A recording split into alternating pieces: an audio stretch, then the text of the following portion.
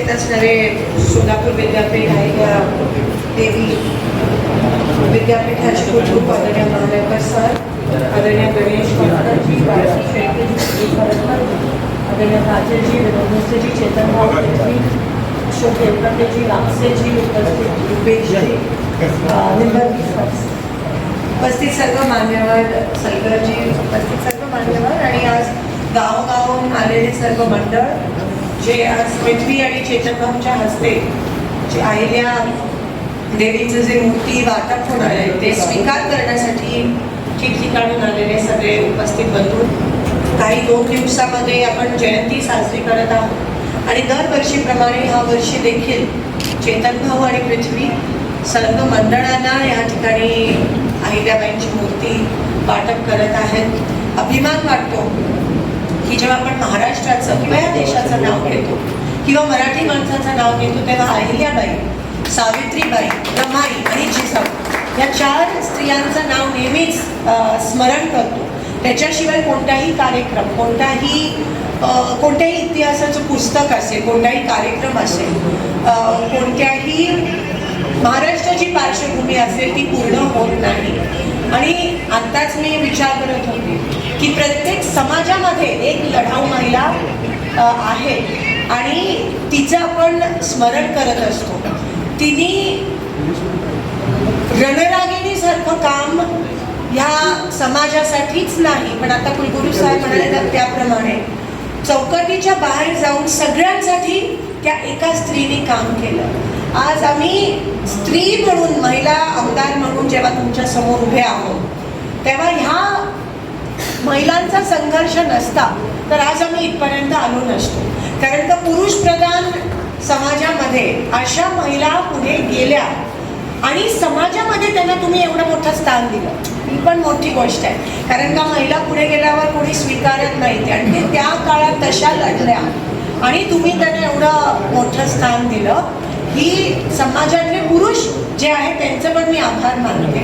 आणि त्यावेळेस अहिल्या देवी घडल्या, पण आता पण घरोघरी कुठेतरी एका अहिल्याचा जन्म होत आहे.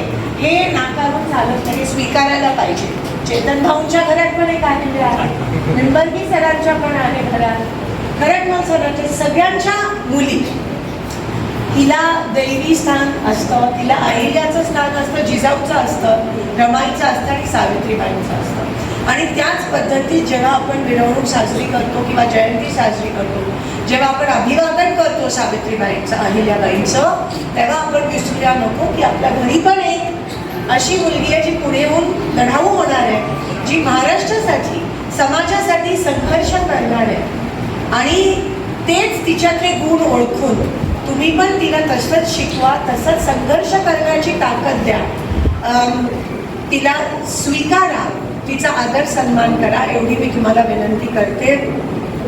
आपण नेहमीच मला साथ दिला, गावोगावातली लोक आहेत, तुम्ही साथ दिला काँग्रेस पक्षाला या निवडणुकीत, त्याबद्दल तुमचे मनापासून आभार.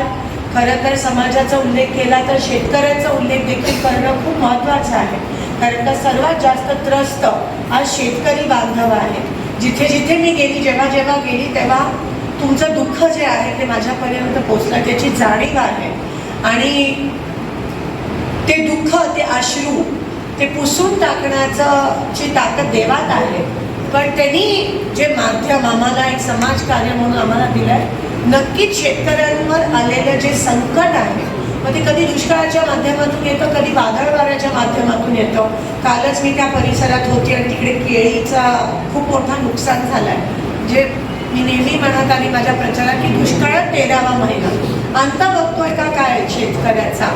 आणि अशा वेळेस सरकार जे मायबाप असतं, या येणाऱ्या दिवसात महाराष्ट्रामध्ये आणि देशात शेतकऱ्यांच्या हितासाठी सरकार येईल. जे सत्ताधारी आहेत शेतकऱ्यांची पिळवणूक करणारे किंवा आरक्षणाचं गाजर दाखवणारे, त्यांना त्यांची जागा दाखवून सत्तेचं कायापलट होईल अशी मी अहिल्याबाईंच्या चरणी प्रार्थना करते. आणि समाजाचे जे काही प्रश्न असतील, जसं मी म्हणाले आरक्षणाचे, शेतकऱ्यांचे, युवकांचे, ते 100% आम्ही ते रेटून धरू. तोपर्यंत तुम्हाला मी पृथ्वीला त्याच्या भवितव्यासाठी मनापासून शुभेच्छा देते आणि आपल्या घरातली जी अहिल्या आहे तिचा पण स्वागत, सन्मान आणि सत्कार करणं गरजेचं आहे. एवढं या ठिकाणी सांगते आणि आपली रजा घेते. येलकोट येलकोट, जय मल्हार.